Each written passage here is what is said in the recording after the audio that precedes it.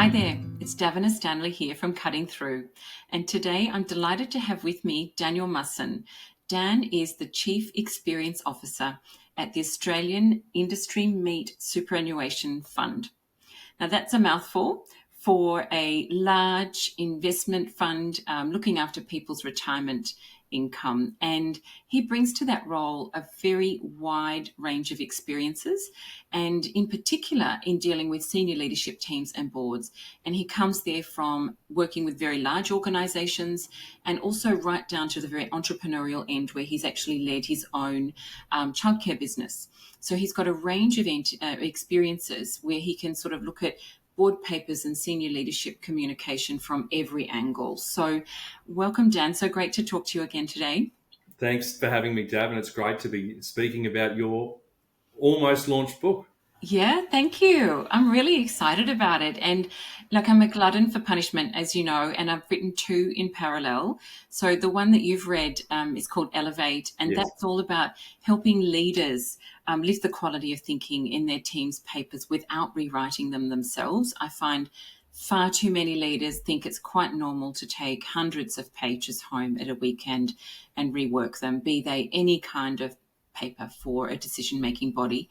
And I think that's really unnecessary and means that the leaders are not working at level, but neither are the teams. They're doing their team's jobs for them.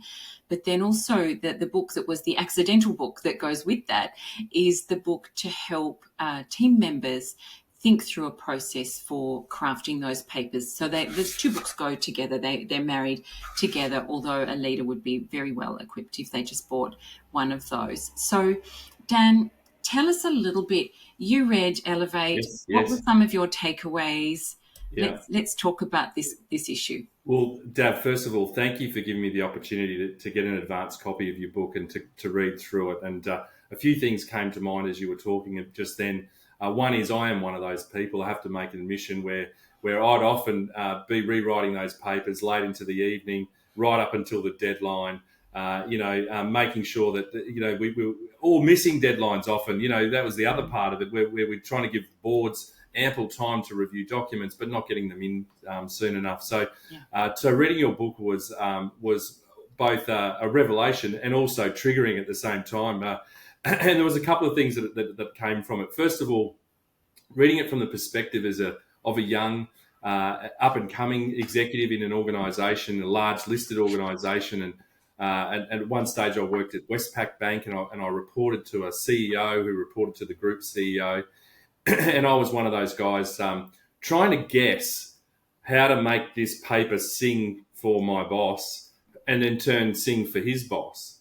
And so as I was reading it, I was looking at it from the perspective of someone coming up, but also, as you said, where we fail as leaders, where we actually try and solve problems by putting in extra hours instead of going back and teaching people how to do the paper correctly in the first place. Mm-hmm. And so I found the book but a great examination of not just the problem, but also some clear examples of a solution and some clear challenges as well as a leader to implement those. But very, very insightful.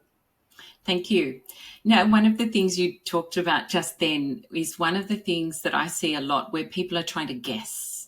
Yes. It's this big guessing game. And that's one of the primary things that I've tried to address to give a relatively simple and time-efficient strategy to stop the guessing game, because I think it takes up a heck of a lot of people's time, that's unnecessary. It's as though leaders get involved toward the end of the process after the paper's drafted, isn't it? Dave, that's exactly right. And I've done this myself. I've been the recipient of that and I've done it myself. So I'm part of the problem, but also I now acknowledge that with the help of your book and the models that you've given, I'll actually be part of the solution by bringing what I bring to that conversation, which is clear definition about what problem we're trying to solve, rather than the ambiguity that we often talk in, assuming someone understands what a director or a colleague at a leadership table thinks about a particular thing. Mm-hmm. We just assume that's understood. And then we ask someone to go and write a paper about, and then they get it wrong, and we're surprised that they've got it so wrong because they're really good people. I've trained them well. How come they missed the boat so badly? And actually the answer is not them, it's me. and it's me sort of going back to the start and saying, let me be very clear what problem we're trying to solve. Sometimes I don't even know what that is, and I need the clarification and the process to bring that down. And I love in your book the way that you talk about the model of being able to concisely build out the problem statement, a little summary of what we're trying to do, and then look at the stakeholders and each of the drivers of each of those stakeholders. And that to me, that little graphic is etched in my mind now about this is the starting point of investing early to save time later in the process. And my value is being able to provide clear insights onto each of the stakeholders, because I work with them on a weekly or daily or monthly basis, depending on how I interact with the board. I'm in the boardroom. I can see the conversations that you can't see in the minutes. I can see the value drivers of particular directors, and I can actually help frame that conversation at the start. And by educating my good people to understand, here's a clear problem, and here's all the drivers about what we have to convince people of, then I'm going to get a better product. But it's a disciplined process to be able to get to that point, not just, hey, we've got a paper due next week, it's got to be on this, go and have a go. Which is what happens a lot. And I think also in terms of helping people build the skills, people assume that they can send their people off for a writing training course. Yeah. And in actual fact, what's happening is that it's missing the point, and there is absolute value in learning to write or learning to PowerPoint. There's no question about that. Yeah. But that's sort of at the final end.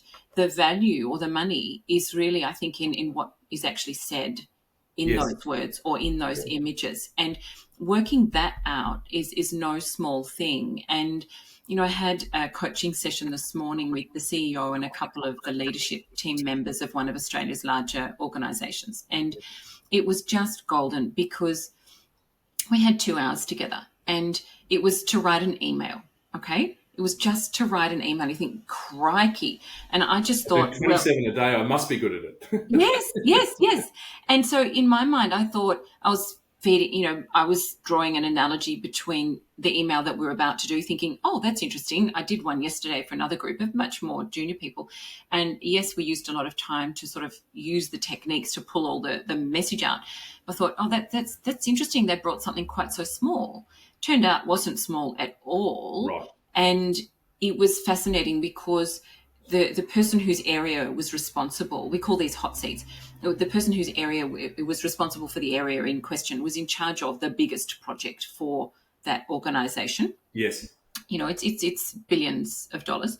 Yes. And so they had actually started mocking up that one pager, the message map. They'd started mocking it up without thinking about what actually needed to be achieved. And no discredit to them. They just started throwing some ideas down as a way of getting their thinking together before the session. But they hadn't really gone back and thought about what do we want to achieve here and what's really going on. And it turned out that the key sort of essence of the story came out at about 1 hour 40, which was that there are unrealistic expectations across a whole lot of stakeholders who actually basically have conflicting objectives. Yes. So these unrealistic expectations of everybody are leading to great, conflicting ambitions, I suppose, that are just completely unrealistic. And in a highly inflationary environment too, it's just like cannot deliver. You gave a similar example in the book. Actually, it sounds a little similar and I think in the example you gave this example of someone coming into a new project that was halfway done. The project had been failing to this point. Basically, you bring in this person. This has happened to me, actually. And you go, well, this can't actually be done in the time frame that you require. And in your example in the book, you talk about it, for a regulator. So there's sort of like this perception of a really hard deadline. And so, the immediate response is, I can't do it for that money in that time. I need more money. And then you talk about, actually, I don't need more money. I could also have more time. Could choose what trade-offs are we going to make. That's right. Yeah. And actually that might, as my role as the project manager, might not be to decide whether it's more money or more time, but to provide the options and then to detail the differences and the challenges of each of those things. Yes. And we've seen something similar in Australia this week, actually. you might have seen that the Wesley Mission closed 3 aged care centres at short notice as a result of some government changes that came out of the Royal Commission, which defined a higher level of cost and service that's required to deliver a compliant aged care service. And the board has obviously, in their wisdom, decided that we can't meet that obligation. That's commercially impossible to do. So we're going to close this down, which is a real alternative. But it's not the only one. And the stakeholders that were in that conversation could have been the government. They could have been the family members or the residents. But they weren't. It was just done in this isolated view. And the solution was, well, we can either open and lose money or we can close and not lose money. And so we'll close it and not lose money. And it's created a massive public relations disaster, I think, for them at the moment. Yes. As clearly as their argument is, there was a better way to solve this problem. And now the government's coming out and saying, you didn't talk to us, we could have helped this, And it's just a great example of, just as you said, getting the framing right at the start. What problem are you actually trying to solve? And maybe stepping back from what you think the problem is and looking at it from a couple of different perspectives around alternatives. And absolutely. And that clarification is really important. It prompted me to, think back about where I've been asked to write papers about projects I'm working on. And so this will be the brief. There's a board meeting next month. The due date for the paper is this, for a pre-reading. Can you write a paper that describes the project that and gives an update on the project you're doing? Yes. That's it. And so what do you do? So when you're given that brief, what do you do? What do you write? So and then this is where our internal bias comes in, right? So we don't think about it from the other person, what do the other people need to know? We think about it from our perspectives. What do I want to tell people? Yes, for my own agenda. Yeah. Largely, how good a job have I been doing with this project, right? That's and right. Let's just make sure that things that aren't going so well are a little bit down in the let us just perspectivise those. Let's just bury them a little bit. And so we write this thing, and all the things that we think are important have flowery language and long, deep explanations. And actually, they may not be the things that are important. But without a proper brief and as an inexperienced manager, you learn those lessons the hard way. And the hard way is that paper's no good. I've had to rewrite it all weekend. I feel bad about that. Oh my gosh! And from a leader's perspective, getting a paper in, and I think what tends to happen is you receive the draft and you have a look at it very quickly because you're usually in a bit of a rush because you're doing things quickly. Yeah. You're working at pace, so you have a look and you think, oh crumbs. This needs a good bit of time looked at to look at it properly. And so given the day is busy always and you're back-to-back with meetings, it just banks up until it becomes urgent. Yeah. And so very close to the due date at night, at the weekend, when you're not in a meeting, you get it out and you think, I need a few hours to look at this. And you're so close to the delivery date, you're forced into a corner where you think, well, what can I do? I could rewrite it, which is going to be a pain for me, but it's also going to crush the team member because, I'm just redoing all their work and they've tried really hard. There's no question. So I'm going to crush them. Can I go back with questions? Well, frankly, the questions are so big that I'm not going to have time to deal with them. And because of my schedule, I can't actually find a time where I can get in a physical or online room with them to really sort this all through. And so it's gone so far off-piste, I just have to redo it. And it's really, I think, an enormous frustration. Like I said, though, I think people just assume that that's part of the pain of being a senior leader. It's like, oh, well, suck it up. I get paid well, so that's the thing. But I think it misses a number of things. And you talked a bit there about bringing the perspective of the leadership team to your people because you've got that greater elevation, greater visibility, but also, frankly, it's bringing your business acumen into play. The more senior you are, the greater your influence skills, the greater your understanding of the people environment, the greater your business acumen, you would think. Either that or it's inexperienced, even if it's not as, strong. Yes. And so you're bringing all of those things to play. That's right. And I think people just undervalue that contribution by leaving it to the last minute. Well, I You think know? you're absolutely right, and I think we sort of we look at a board paper as a task and not necessarily, what it truly is. It does a Yeah. number of things actually. Yeah. In a governance framework, it's a legal document. It forms part of the minutes. Mm, It you know if I'm chairing or in a board of an organisation that's just had a big cyber criminal event mm, and lost all my data and stuff, mm. at some point there's going to be a conversation that says, was this ever discussed in the governing of the organisation, and how was it discussed, and what decisions were made? And there's class actions now that are being formed around these things. These are all going to be discoverable elements of class action suits around these sorts of things. And so there's an enormous amount of responsibility that comes with that communication. And within that, the risk management, over communicating things can be just as bad as under Yeah. communicating them, Yeah.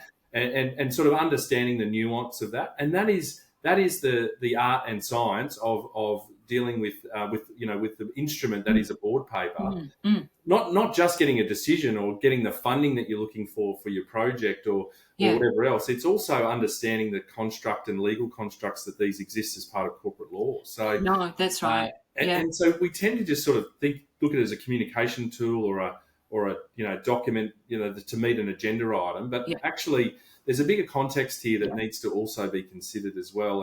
And that level of gravity and gravitas that comes from the leader actually adds the importance. But what I also say, as you were talking there about sitting time on the weekend, you also lose the opportunity to train the person.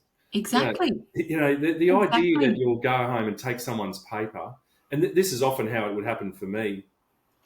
Whether if I was not the CEO, or even if I was the CEO, what had happened is I'd write the staff member would write the paper. I'd do exactly as you said. At the very last minute to meet the deadline, I would work late into the night or over the weekend to tidy up the paper. I would send the paper in for its final sort of packaging, and send a copy to the person without really any instruction about what I did differently or why it was different, just Yes. expecting them to do the comparison side by side and work it out. Yes. Then the CEO or the company secretary would review the document and make changes to grammatical things or whatever. Again, on the weekend, because I left them till the last minute, so they now work until the last minute. Yes. Does any of this sound familiar? Yeah, And then yeah, we yeah. pop it in, and the board says, "Yeah, that was fine," or "Actually, I didn't get what I needed." And then there's a whole conversation that wasn't in the paper around the paper that enables you to get the answer you need. All of which the person who originally was tasked with this He's sees none completely of. oblivious to. He's oblivious to. And so the next time you do it, none of the learnings that come from that have actually been given to the people doing the task. That's right. It's really critical. And in the book, I lay out an approach. I call it RISE. Firstly, ready the team, which is the first thing, and then iterate around the messaging. Oh, yes. And we have a particular way of doing that to use constraints and push people to think and draw out the insights from their material. And I think, too, you're talking about the missing opportunities of board papers and just not understanding them. I think there's a real opportunity to use them as a thinking tool to really stress test your strategy. Agreed. It's more than just actually documenting a thing. It's actually, let's have a thinking tool that really pushes us to synthesize, draw out the messages and just iterate at that really high level. So let's not draft pages of pages and, create beautiful PowerPoints that then we become very attached to paragraphs because we really sweated them and they're really elegant, or charts or diagrams. Let's just park that and have a strategy to really land that high level messaging. And I offer people patterns too. I've got 10. So that you don't have to start from scratch. I think it's really hard to do that. So, ready the team in, going through a way to think through your desired outcome and your audience, and possibly helping them sketch out a really high level pattern for what that message map might look like. Yes. And then iterate around that message map And what I'm hearing, I love one of my clients when it was a CEO, and I was working with him directly with a couple of colleagues, and I was just hoping to get him to a place, which I did. I wanted him to have that light bulb himself and say, oh, so you mean I don't actually have to read the whole paper at this early stage. I can get this one pager with just a good understanding of the strategy, Yeah. get those together, maybe 15 minutes, read the thing, get out my pen or my work in PowerPoint, whatever you like, and annotate it and just mark it up. And for the most part, they'll be really great. And I'll just have a few things that I might want to add and send an email back with it to somebody. 15 minutes and I should be done, maybe half an hour, but 15 minutes, I'm done. Next one. I can batch them. That's what I can do. I was like, yeah, that's what you can do. He's like, okay, I like that. Yeah. All right, good. So I don't get this great inbox full of, 10, 15 page papers and PowerPoints with appendices that I have to wade through. Oh, yeah. I don't have to do that, you know. Oh, and there's another side to that coin too, Dav. When I was reading that, was often when I've done that, where I've written a paper or submitted it to be reviewed by colleagues or a boss, and it's the full paper, the changes are sort of they're almost style changes. They're buried in track changes. And you just get stuck in the weeds. And you just can't get out of it. I don't worry about that. Like my writing style is different to yours, or the way I'm communicating is slightly different. Don't worry about the style. And I think the way that you design that review of the message map, that one-page review, the challenge of building a great executive summary, and how that requires that you simplify, remove complexity, and really get to the heart of what you're trying to do. And the challenge that is, it's easy to write a really long description. It's much harder to write this executive summary, isn't it? And then to deal with the high level details. Don't tell me to put the comma here and a semicolon there. Just tell me it's got everything you need to be covered in this. And if there's things missing or things you'd rather omit, tell me that. Yeah. Then just assume I've got that and I've framed it up to meet your requirements, sort of thing.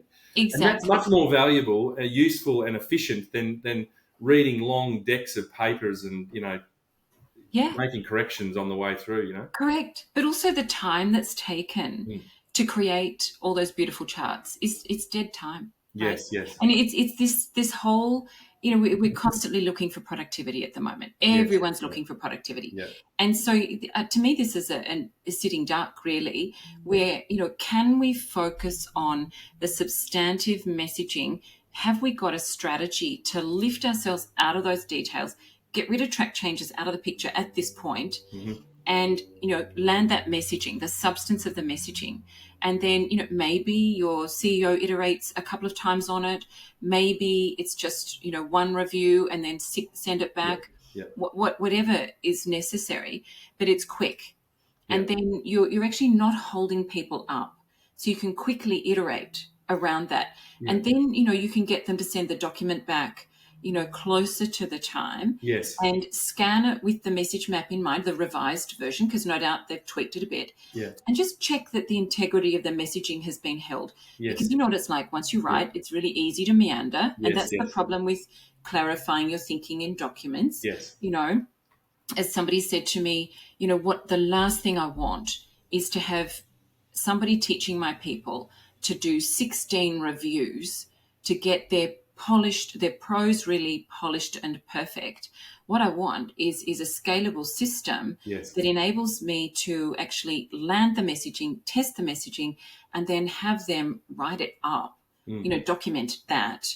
And, we'll use track changes at that point if we need to, but certainly not starting in that place, or we all get lost in the weeds, and we never get out of them. And this is where I think your book is very good, Dav, as you'd expect from an expert in communication. But Dav, what you do with that is you say, look, these are the problems. We all know the problems. Actually, they're easily identifiable, and the little vignettes you provide are like, it's like a mirror, looking at a mirror.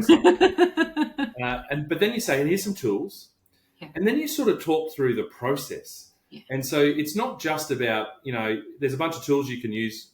Good luck. No. Here's a process that you should follow as well. Yeah. And I think, the revelation for me was there was never a process in my world around No, board papers. no.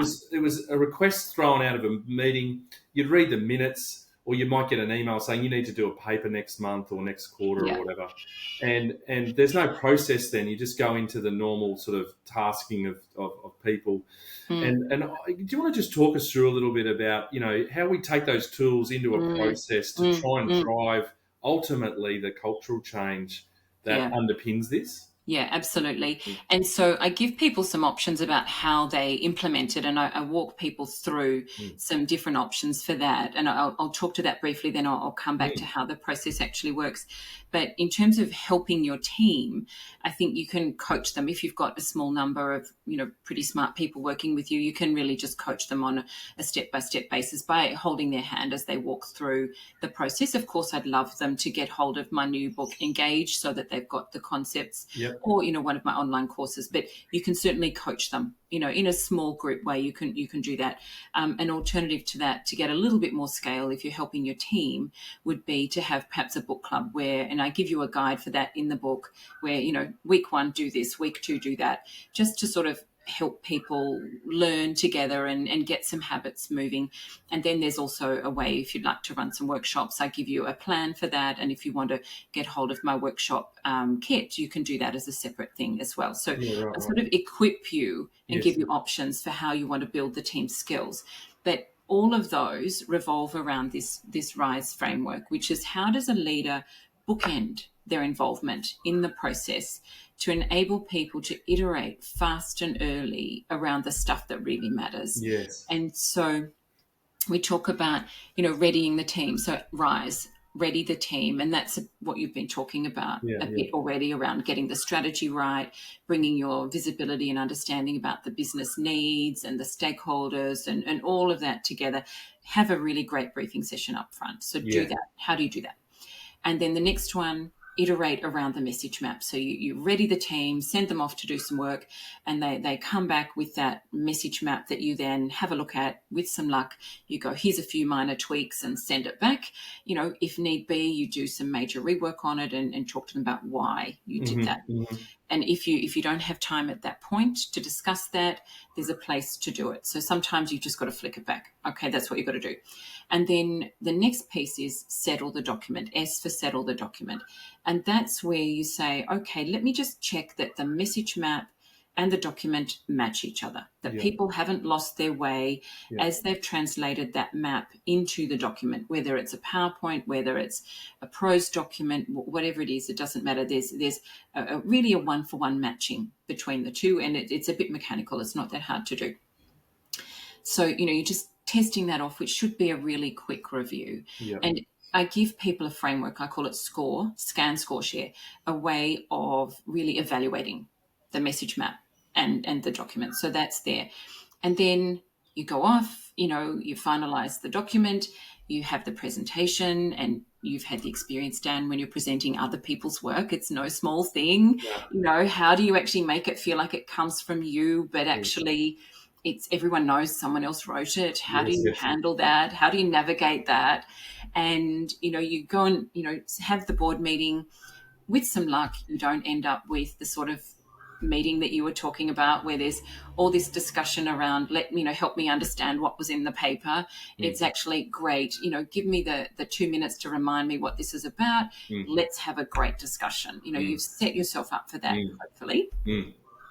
But there'll be learnings and insights and things that come out of that experience. And you want to, then the E is examine the results together, bring it back to the team, sit down, embed the learnings from those experiences, from the meeting, from your experience in, their experiencing writing it. Maybe they could have some suggestions for you about how you could help them better, or communicate the requirements better, or provide better feedback along the way. And then you can also say, you know what, there were a couple of things that worked really well here, but next time I really need you to be sharper around the messaging. I need you to, get that message map to me earlier, or I need you to synthesize better. The way in which it was constructed wasn't strong enough. go back, make sure you get more peer reviews before you get it to me, maybe. Mm. But, there's sort of an opportunity to have that conversation. And, hopefully it doesn't have to be a burdensome thing. It can just be part of your regular team, catch-ups, In your in operating regular. rhythm, yeah. Yeah. Yeah, and I think that, I think the other thing with that too, and we sometimes forget this, the value of teaching people is actually that it really embeds your own learning as well. Doesn't it? And so, like, if I've ever got to explain, if I'm thinking through an example as you're talking there, and I'm in a boardroom and there's a particular conversation, I went in thinking one thing, that this director was going to ask this question, or Yeah. and they ask a completely different question, and it opens my eyes to that, and it opens them in the room, and I file that away. But if I actually have to go and explain that, I really get a deeper understanding of what was going on, because I'm trying to explain to someone else what happened, and in the process, I'm actually just embedding that learning for myself, and I'm not. And so it works. There's a trade off here. There's two sides of this coin, and there's benefits across the. Not only am I training and building capability of my team, Yes. I'm also building my own capacity and capability on the way through, just by going through the exercise of teaching people all of these things. I just get better at it.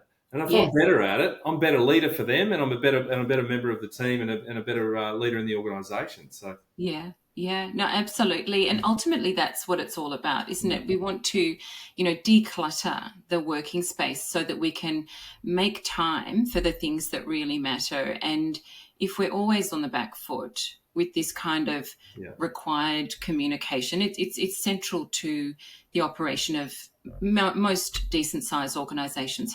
You've got a governance framework, you've got to get decisions from senior people, so it's got to be documented. There's no way around that. And so if you can make it work for you, then I think it's a real win. And I just love seeing the light bulbs come on for people, and it's magic. That's part of what just makes it worth for me. I could just helps imagine. me enjoy it. Let me ask another question, Dad. So why don't we prioritise this process? Why does it sit in the bottom of the in tray? Among other things, get higher priority, because it sort of feels like, as you said, the lights come on when I read your book. The lights came on for me. It came on. It was a revelation about how poor I am at it, and how less effective I am than I could be at this, and how I sort of have missed the opportunity to build capability of team members that were skills that will carry them for the future. Because I'm reading this thinking, imagine if every boardroom and every business I worked in did this. It'd be incredible. But why don't we? It's interesting, isn't it? I think there are a few reasons why. So I work with a colleague who does board reviews. Yes. And, she'll go in and diagnose the performance of the board, and it's a regular sort of a thing. Yes. And routine, not all the time by any means, but routinely it'll be, the board papers need work. And it's like, terrific, have I got a solution for you? Let me introduce you to Davina, which is great. That we have a great relationship. So I think that it is a pretty common problem, and that the boards and senior leadership teams are aware of it. However, I think part of the challenge is that the people creating the problem, those writing the papers, if you will, I won't say that, because I think, like we've talked about, it's a team effort. Everybody's creating the problem. There's an assumption that the people creating the problem are those who are writing the papers. And so they send them on writing training courses, because what else is there? And what happens is, it's just like, but I don't, they learned to write at university. And so they're good communicators. I've seen their memos or their emails. And so I think there's a bit of that. I think there's a little bit of a people don't know what's possible in terms of the efficiencies, but also in terms of the quality of the papers. I was working with some people, mid-level leaders yesterday, the people writing an email that we were talking about earlier. And we had 2 sessions with people of director sort of level, in their organisation. And in both sessions, they were like, oh my gosh, I thought I knew how to do this. Like, what have I been doing all this time? I just didn't know. And, I think people focus on the technical aspects of their role. These are data and tech sort of people, in these 2 situations. And so their emphasis has always been be really great at the technical stuff. And yes, communication, everyone knows communication matters. But it's this sort of described as this amorphous thing. It's like, Yes. well, yes, communication matters. Yeah. But what does that really mean? Yes. And is it that you have a better way of relating to your people in a one-on-one or small group conversational sense to build great relationships with them? Yes, it is. Is it about writing papers and PowerPoints? Yes, it is. Is it about handling difficult conversations? Yes, it Yes, it is. is. Yeah. Is it about, I don't know, all these other aspects of communication? And so by the time people get to a stage in their career where they have to write for senior leaders or, prepare papers, present to senior leaders, they feel like they should know it. It's kind of Yes. embarrassing, Yeah. And I think, I do work with some people who have said to me, I just feel like I should know this already. So there's a little bit of reluctance to stick their hand up and say, well, I just would feel more comfortable if I could do this better, but I don't quite know where to go to do it. So it's I think a whole lot of things. It's a big problem that feels a bit too big to solve. People don't quite know how to do it. Look, I understand why you say that. And for me, I didn't know there was a better way. I just thought this is what you had to do. And so when I read your book, I went, oh my gosh, it was like, really? And I'm so pleased I've read it. And I can't commend it enough to everyone should read this book. Thank you. Because I just think corporate Australia, the corporate world would work so much better if everyone did this. We'd be so much more efficient. It'd be better decisions and quicker decisions, and people in their jobs would feel like they were doing a better job, and that just enables them to feel empowered to do the next thing, and they engage with you so as an organisation, and they do engage with their role more. So there's so many positives in it, and I don't think it's too big a problem to solve. I think it is. I think your solutions are actually quite simple, but they require process and discipline. And a commitment to and a prioritisation of this as an important part of the working careers that we're building for ourselves and our teams. That's right. I just think you've done a brilliant job pulling it all together. I can't commend the book enough. Thank you so much.